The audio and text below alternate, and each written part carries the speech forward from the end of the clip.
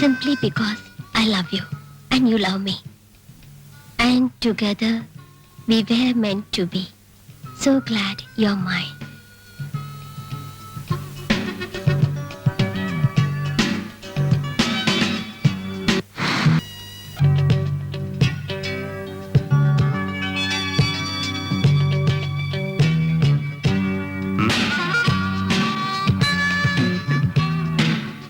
എന്താ ഉറങ്ങിയില്ലേ? ഉറക്കം വന്നില്ല. ആ, എന്റെ അവസ്ഥ അത് തന്നെ. ലൈറ്റ് കണ്ടതുകൊണ്ട് കയറിയതാ. ഇതെന്റെ ശീലമാ, ഹോസ്റ്റലിലെ പതിവ്.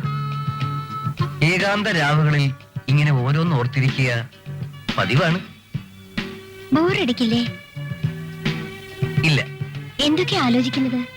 ഇഷ്ടപ്പെട്ട ചില മുഖങ്ങൾ തേടും. കൂട്ടത്തിൽ ദീപയുണ്ട്. ഒറ്റപ്പെട്ടിരിക്കുന്നത് ഇഷ്ടമാണല്ലേ? ഏയ്, അതല്ല.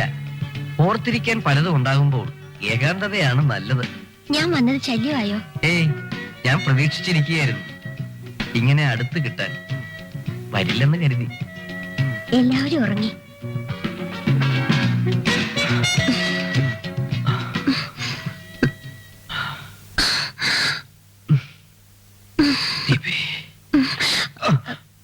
ഞാൻ പോട്ടെ.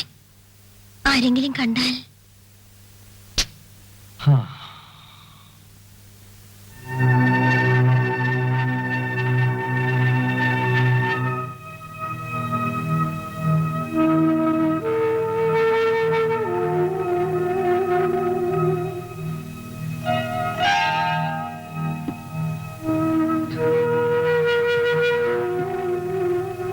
ചേട്ടാ, ചേട്ടാ,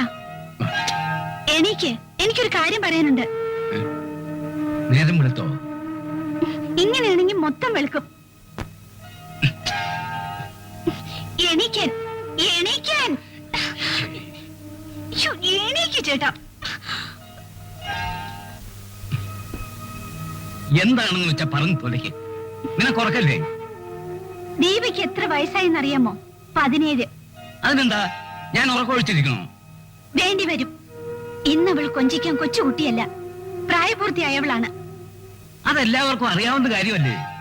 എന്നിട്ടാണോ ആരായി എങ്ങനെയാ സ്വഭാവം എന്ന് അറിയാത്ത ഒരുത്തനെ പിടിച്ച് വീട്ടിൽ നിർത്തിയിരിക്കുന്നേ?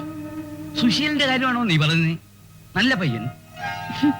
കാഴ്ചയിൽ അങ്ങനെയൊക്കെ തോന്നും, പക്ഷേ സൂക്ഷിക്കണം. ദീപയും സുശീലും അതിര് കടക്കുന്നുണ്ടോന്നൊരു സംശയം. നീ കരുതുന്ന പോലൊന്നുമില്ല. അവനറിയില്ലേ കൂട്ടുകാരന്റെ വീടാണ്, കുടുംബമാണെന്ന്. എന്തൊക്കെ പറഞ്ഞാലും അധിക നാൾ ഒരുത്തനെ വീട്ടിൽ നിർത്തുന്നത് ശരിയല്ല. ലീവ് കഴിഞ്ഞവൻ പോലേ. കുട്ടികൾ മിണ്ടിയെന്ന് കരുതി ഒന്നുമില്ല.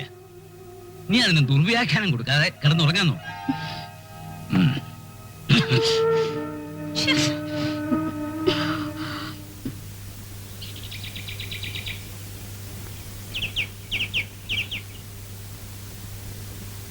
പ്രഭേ, വരുന്നു.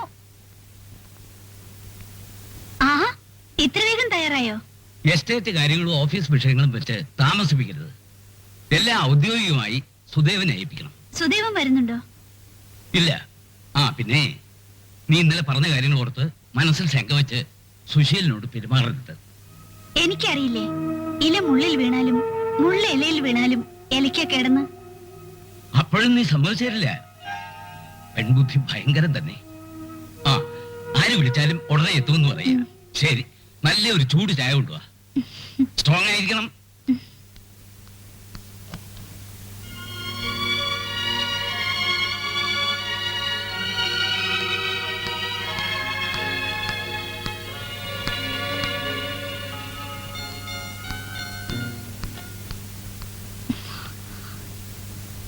ഇന്നലെ രാത്രി നീ എന്തിനാ സുശീലിന്റെ മുറി പോയത്? അത് ഞാൻ ഉറക്കം വരാത്തതുകൊണ്ട്. നിനക്കോ അതോ അവനോ? ഈ പ്രായത്തിൽ ഉറങ്ങാതെ നടക്കുന്നത് നല്ല ശീലമല്ല. ഇളയമ തെറ്റിദ്ധരിച്ചതാണ്. ഞാൻ നോക്കുമ്പോ സുശീലേട്ടന്റെ മുറി തുറന്നു കിടക്കുന്നത് കണ്ടു. അത് കൃത്യമായി നീ കണ്ടു. ഞാനത് വിശ്വസിക്കണം. എന്താ ഇളയമേ? ഇളയമല്ല, അമ്മ. അങ്ങനെയാ ഞാൻ നിങ്ങളെ വളർത്തിയത്. ഇളയമ എന്താ ഇങ്ങനെയൊക്കെ പറയുന്നത്? സുശീലേട്ടൻ അങ്ങനെയുള്ള ആളല്ല. നിനക്ക് ഉറപ്പാണോ? നോക്ക്, എന്തൊക്കെ പറഞ്ഞാലും അവൻ അന്യനാണ്. നീ ഇന്ന് കൊച്ചുകുട്ടിയല്ല, പ്രായം തികഞ്ഞ ഒരു പെണ്ണാണ്. അത് ഓർമ്മ വേണം. ഞാൻ തെറ്റ് ചെയ്യില്ല. അതെനിക്ക് ഉറപ്പുണ്ട്. ഞാൻ കുറ്റപ്പെടുത്തുകയല്ല. നമ്മൾ സ്ത്രീകൾ സൂക്ഷിക്കണം. അങ്ങനെയൊന്നും ഉണ്ടാവില്ല. നിങ്ങൾ പറഞ്ഞത് കുറെയൊക്കെ ഞാൻ കേട്ടു. വേണ്ട, ഇതിവിടെ അവസാനിപ്പിക്കണം. അതിഥിയായി വന്നവനെ അടിച്ചിറക്കേണ്ട ഗതികേട് വരുത്തരുത്.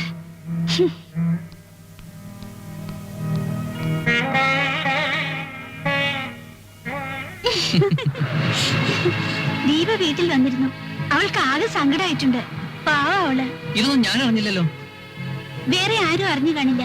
സുശീലയും അറിഞ്ഞു കാണില്ല. ഒരു തീരുമാനത്തിലെത്താൻ ദീപയ്ക്കാവുന്നില്ല. ഞാൻ എന്താ പറയാ? നീ പറഞ്ഞ അറിവ് മാത്രമേ എനിക്കുള്ളൂ. ഇളയമ്മ അറിഞ്ഞ സ്ഥിതിക്ക് ഇനി അച്ഛനും അറിയും.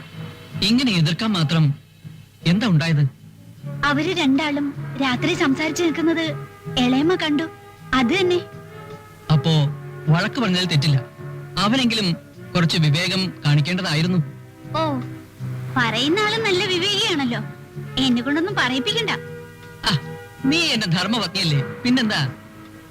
ഇതെന്താ ഗന്ധർവ രാജ്യോ? മര്യാദക്ക് താലി കെട്ടിക്കണം. താലിയല്ല, ചങ്ങല തന്നെ വാങ്ങിക്കെട്ടിക്കൊള്ളാം എന്റെ മോളെ. അത് എത്രയും പെട്ടെന്ന് വേണം മോനെ സുദേവാ. അതൊക്കെ നടക്കും. പക്ഷേ ഇപ്പോഴത്തെ പ്രശ്നം ദീപിയും സുശീലും ആണല്ലോ. എന്താണ് അതിനൊരു പോംവഴി? കാര്യം നേരിട്ട് അച്ഛനോട് പറയാ. അച്ഛൻ തീരുമാനിക്കട്ടെ. ഒറ്റടിക്ക് പറഞ്ഞുകൂടാ. പിന്നെ നമ്മുടെ കാര്യം വരുമ്പോ എഫക്റ്റ് ഉണ്ടാവില്ല. അങ്ങോട്ട് സഹായിച്ചാൽ ഇങ്ങോട്ട് സഹായം ഉണ്ടാവും. ഏതായാലും അവരെ പിരിക്കരുത്. ദീപയ്ക്ക് സഹിക്കാനാവില്ല. പ്രേമം തുടങ്ങിയെടുത്ത് തന്നെ തകരാന്ന് പറഞ്ഞ കഷ്ടമാണ്. അതിനൊക്കെ നമ്മൾ ഭാഗ്യം ചെയ്തവരാ. ഒരു ശല്യമില്ല. നിന്റെ അച്ഛനാണെങ്കിൽ സൗകര്യം നോക്കി ഒഴിഞ്ഞു തരും. അയ്യടാ, അച്ഛൻ നേരിട്ട് കണ്ടാലുണ്ടല്ലോ. നമ്മൾ എന്തിനാ ടെൻഷൻ അടിക്കുന്നത്?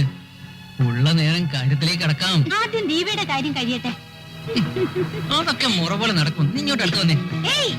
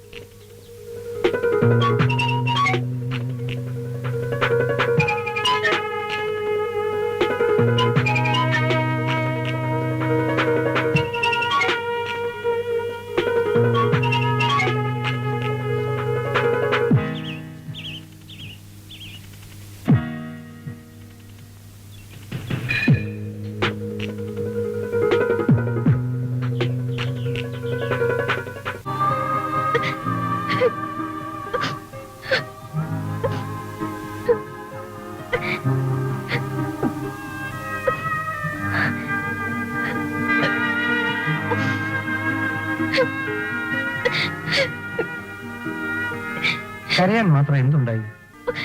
ഇത് ഓരോരുത്തരുടെ പേഴ്സണൽ കാര്യങ്ങളല്ലേ. എളിമ എതിർക്കാൻ എനിക്ക് പറ്റില്ല. അപ്പോ എന്നെ മറക്കാമെന്ന്? എനിക്ക് പറ്റില്ല. നമ്മൾ തനിയെ നിന്ന് സംസാരിക്കുന്നത് കണ്ടാൽ ആരും ഗുണദോഷിക്കും. അത് കാര്യമാക്കണ്ട. ഈ ബന്ധം ശരിയല്ലെന്ന് പറഞ്ഞ് താക്കീത് ചെയ്തു. അതെന്താ അങ്ങനെ? ലോകത്തിൽ ആണും പെണ്ണും കാണുന്നത് സംസാരിക്കുന്നതും സാധാരണല്ലേ? എനിക്ക് സുശീലിനെ മറക്കാൻ പറ്റില്ല. എളിമ ധിക്കരിക്കാനും പറ്റില്ല. ഏതെങ്കിലും ഒരു വഴി തിരഞ്ഞെടുക്കണം.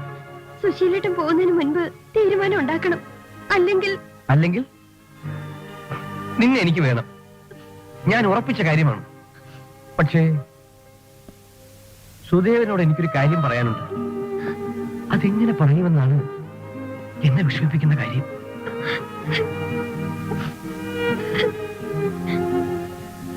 നമ്മൾ ഇഷ്ടപ്പെട്ടത് തെറ്റാണോ? ഒന്ന് സംസാരിച്ചത് കുറ്റമാണോ? വിഷമിച്ചിട്ട് കാര്യമില്ല. എല്ലാം സാവധാനം ശരിയാക്കാം. നോക്കിക്കോളൂ.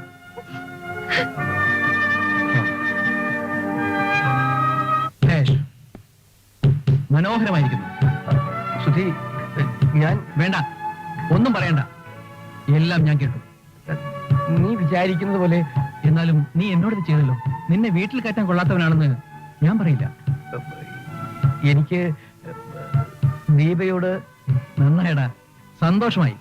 ഇതിൽ പരം നല്ലൊരു ബന്ധം എന്റെ അനിയത്തി കിട്ടുമോ?